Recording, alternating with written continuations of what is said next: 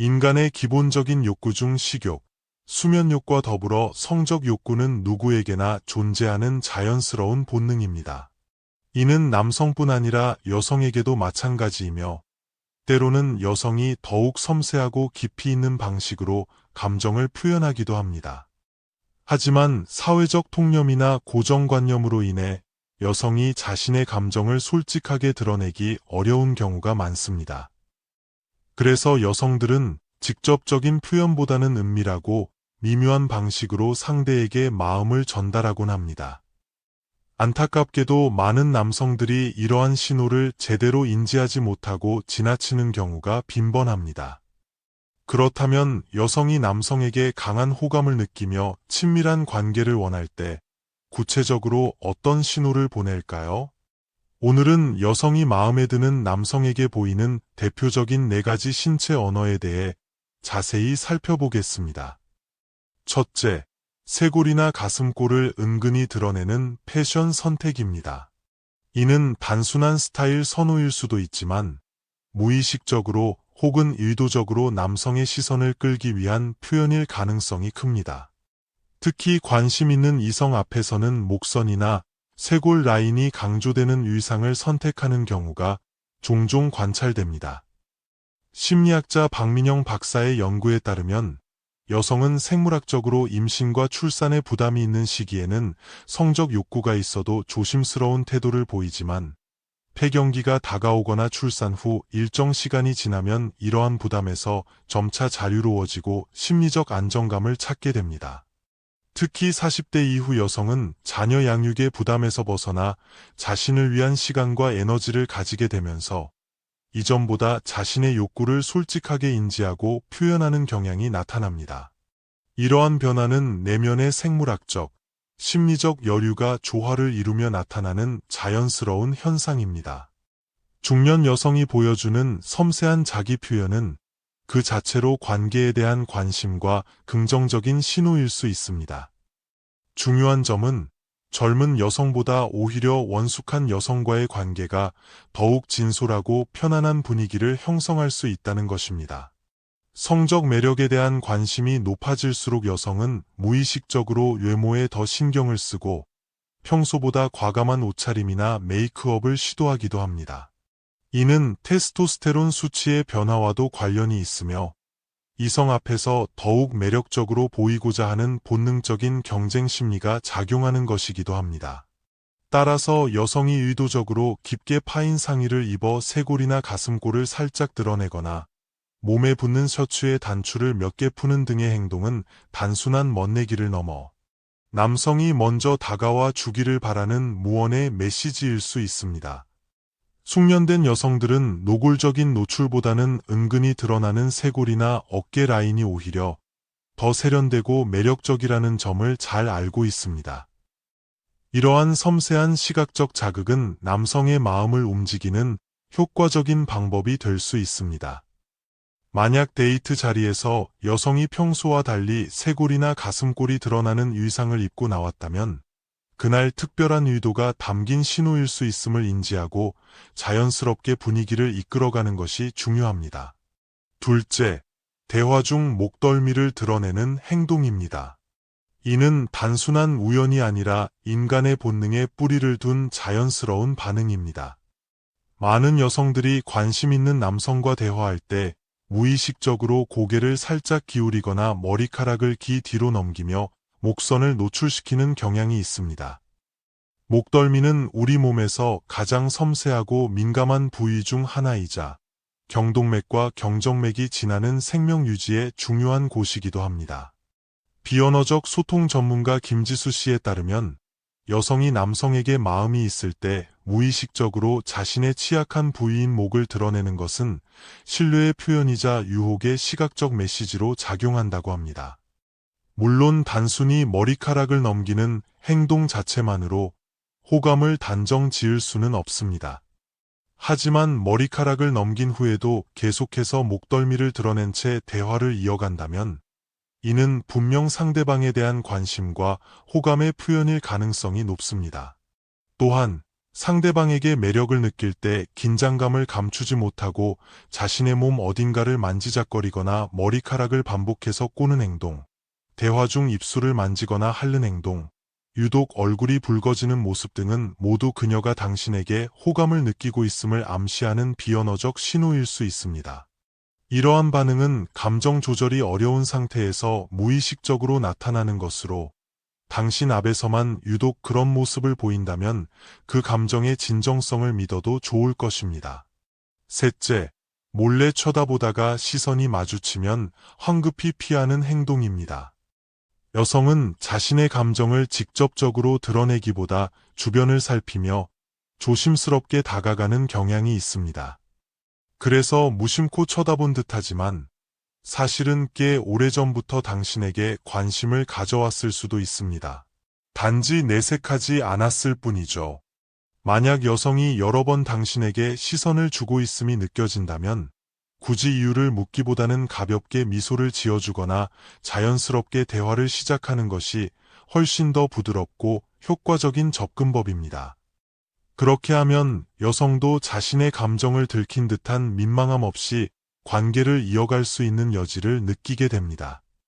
중요한 것은 그녀의 시선에 담긴 감정의 깊이를 이해하고 조용히 기다려줄 줄 아는 여유입니다. 넷째, 평소보다 목소리 톤이 높아지고 애교 섞인 말투와 잦은 웃음을 보이는 것입니다. 좋아하는 사람 앞에서 자연스럽게 지어지는 미소는 그 어떤 장신구보다 강력한 매력입니다. 여성은 관심 있는 남성 앞에서 말투가 부드러워지고 눈빛도 한결 따뜻해지며 목소리 톤도 평소보다 살짝 높아지고 경쾌하게 변하는 경향이 있습니다. 콧소리가 섞인 귀여운 말투나 말끝을 올리는 어조는 의식적인 연출이라기보다는 감정이 자연스럽게 묻어나는 결과입니다. 웃음은 즐거움의 표현을 넘어 상대방의 긴장을 풀어주고 거리감을 좁히는 효과적인 감정 소통 수단입니다. 여성이 당신을 보며 자주 웃고 작은 농담에도 크게 반응하며 말끝마다 잔잔한 미소를 머금는다면 이는 긍정적인 신호입니다. 평소 차분하거나 무심한 스타일의 사람이 특정 남성 앞에서만 유난히 말이 많아지고 잘 웃는다면 그것은 단순한 우연이 아닐 가능성이 큽니다. 다만 원래 애교가 많은 성격인지 아닌지를 파악하는 것이 중요합니다.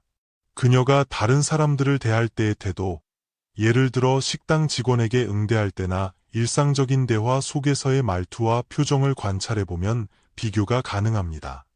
만약 당신 앞에서만 유독 애교가 넘치고 눈빛이 자주 마주치며 웃음이 많아진다면 그것은 당신을 향한 특별한 감정의 표현일 가능성이 높습니다. 지금까지 여성이 이성과의 관계를 원할 때 무의식적으로 드러내는 4가지 신호에 대해 알아보았습니다.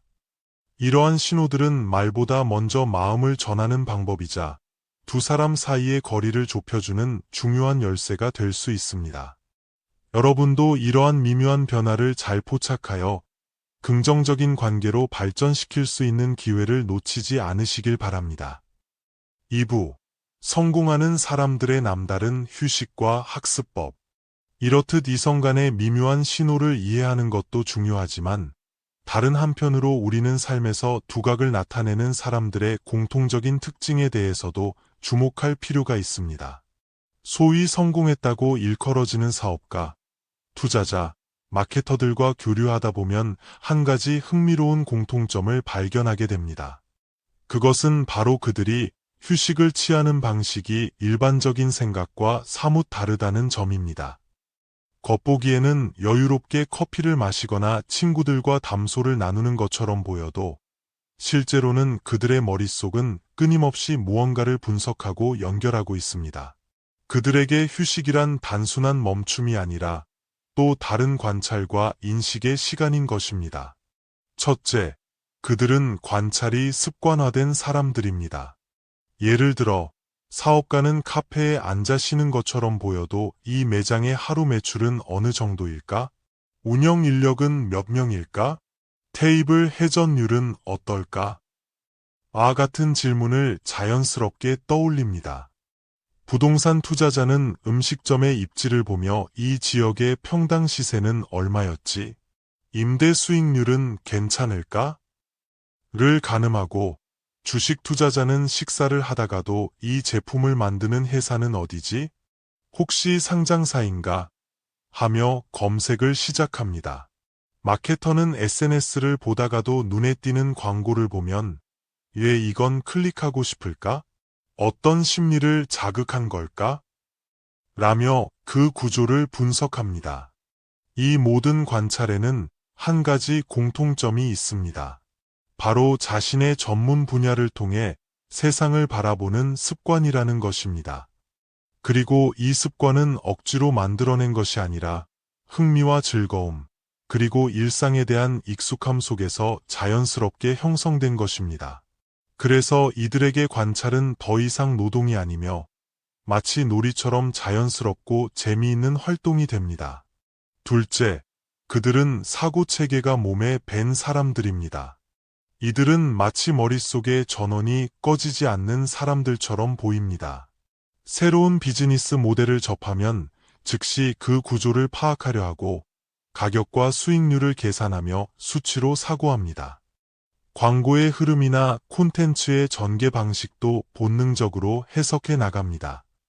이처럼 그들의 사고방식은 일상의 모든 장면과 자연스럽게 맞물리며 끊임없이 순환합니다.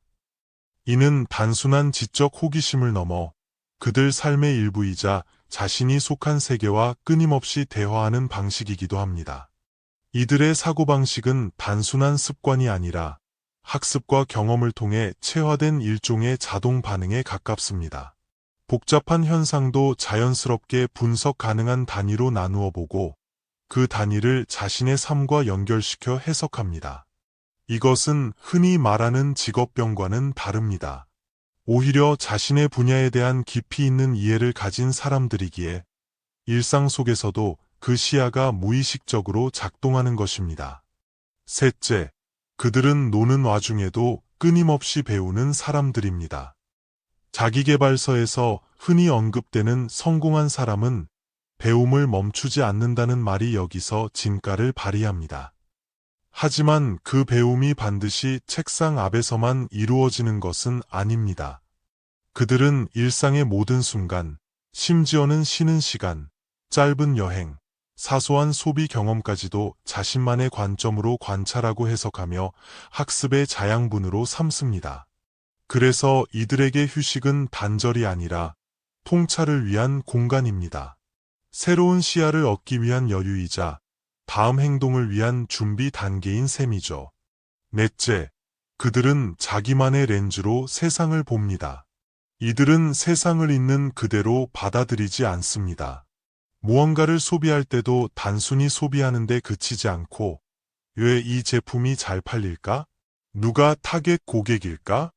유통 경로는 어떻게 되어 있을까? 이 사업 모델은 장기적으로 지속 가능할까? 같은 질문을 스스로에게 던지며 세상을 입체적으로 해석하려 합니다. 이처럼 자신만의 사고 렌즈를 가지고 있다는 것은 그들의 전문성과 경쟁력을 결정짓는 핵심 요소입니다. 결국 잘 되는 사람들은 다르게 논다는 말은 단순한 표현이 아닙니다. 그들은 보는 방식이 다르고 생각하는 깊이가 다르며 그렇게 축적된 인식이 다른 결과로 이어지는 것입니다. 그들이 세상을 어떻게 즐기고 무엇을 바라보며 어떻게 해석하느냐가 결국 그 사람의 삶의 방향을 결정짓습니다. 흥미로운 점은 이렇게 사고하고 행동하는 사람들과 함께 시간을 보내다 보면 어느 순간 우리 역시 그들의 시야를 닮아간다는 사실입니다. 업무 능력 자체가 달라진 것은 아닌데도 세상을 바라보는 각도, 무언가를 마주했을 때 떠올리는 질문, 그리고 집중하는 지점이 자연스럽게 바뀌기 시작합니다. 예전엔 그저 한 잔의 커피였던 것이 이제는 이 브랜드는 어떤 전략으로 고객을 끌어들이는 걸까? 라는 관점으로 다가오고 그냥 지나치던 거리의 건물도 왜 이 자리에 이런 브랜드들이 들어왔을까? 라는 새로운 궁금증을 불러일으킵니다. 세상이 더 입체적이고 다층적으로 보이게 되는 것이죠.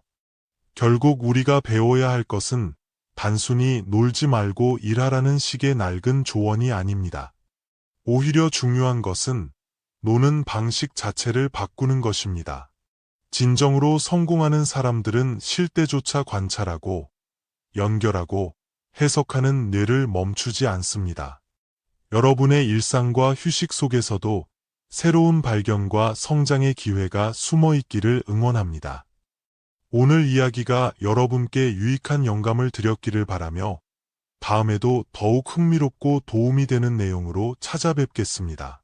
감사합니다.